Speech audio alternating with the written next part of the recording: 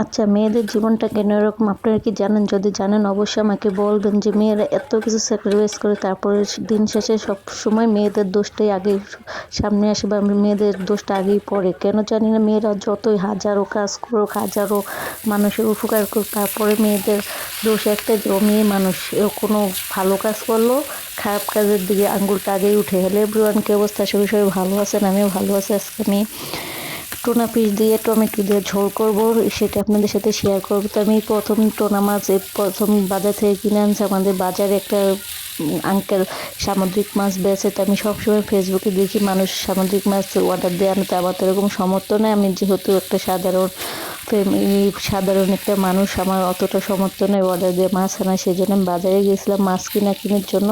তখন দেখি মাছগুলো আমার চোখের সামনে পড়ে। তখন আমি 1 কেজি মাছ নিয়ে আসলাম।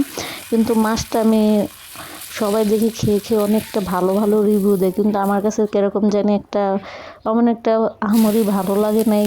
আর কেমন জানি একটা হালকা হালকা টক টক লাগছে। আচ্ছা, আপনাদের কাছেও কিরকম লাগছে? আমি তো কখনো খাইনি, আমার কাছে এরকম লাগছে। তো কিন্তু মাছটা অতটা খারাপ না, ভালোই লাগে। মাছটা যখন কাটছি তখন দেখা যায় অনেকটা নরম, কিন্তু যখন মাছটা ভাজছি তখন মাছটা অনেক শক্ত হয়েছে। যখন খাই মনে হয় মাংস টুকরার মতো লাগছে, কিন্তু একটু হালকা হালকা টক টক লাগছে। আমি বুঝি না আমার কাছে কি এরকম লাগছে না সবার কাছে এরকম লাগে। তো মাছটা ফাইনালি ভাজাভাজি করে নিয়েছি, নিয়ে এখন উঠে নিয়ে পেঁয়াজগুলো ভালো করে ভেজেছি, দিয়ে এখন আলু পেঁয়াজ সবগুলো একসাথে ভালো করে কষিয়ে নেব। পরিমাণ মতো আদা রসুন বাটা, হলুদ বাটা সব কিছু একসাথে দিয়ে ভালো করে তরকারিটা কষিয়ে নেব। নেওয়ার পরে এখন হালকা ঝোল দিয়ে দেবো। এই ঝোলের পরিমাণটা একটু কষিয়ে নেব ভালো করে, কষে তারপরে এই যে টমেটো মাছ একসাথে দিয়ে দিচ্ছি, দিয়ে এখন ভালো করে কষিয়ে নেব। এই যে টোনা মাছের মাছটা কীরকম জানি বলি না, আপনারা কে কেমন খাইছেন না খাইছেন জানি না, কিন্তু আমি এই প্রথম খেয়েছি। আমার কাছে আমার একটা ভালো লাগে না। যে দেখেন মাছের মাছটা দেখতে অনেক ভালো লাগছে, কিন্তু খেতে জানি কীরকম লাগছে। যেহেতু টাকা দিয়ে কিনে আনছে, আমি একটা স্বাদের মানুষ, হলে ফেলে দিলে তো হবে না, আমার খেতেই হবে যেমনি হোক কষ্ট করে হোক।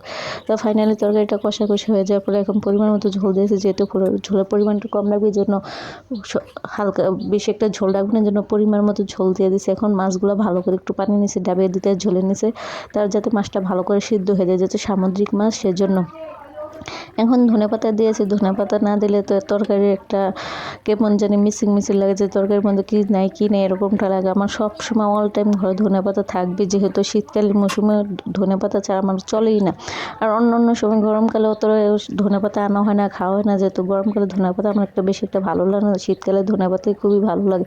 তো তরকারিটা একটু ঢাকনা দিয়ে এখান থেকে চুলাটা মুছে নিতে, যে শর্টকাটের সময় সকালে অনেক সময় থাকে না, অনেক কিছু করা লাগে শর্টকাটে। যেহেতু আমি এখন বাহিরে একটু কাজের প্রেশারটা বেড়ে গেছে, অত তাড়াতাড়ি আসা হয় না। প্রতিদিন 7টায় আইসা আবার ভিডিওটি এডিট করতে অনেক সময় চলে যায়। তো আজকে রান্নাটা কেমন হয়েছে অবশ্যই কমেন্টস করে জানাবেন। যদি আমার রান্নাটা ভালো লাগে একটু শেয়ার করে দিবেন।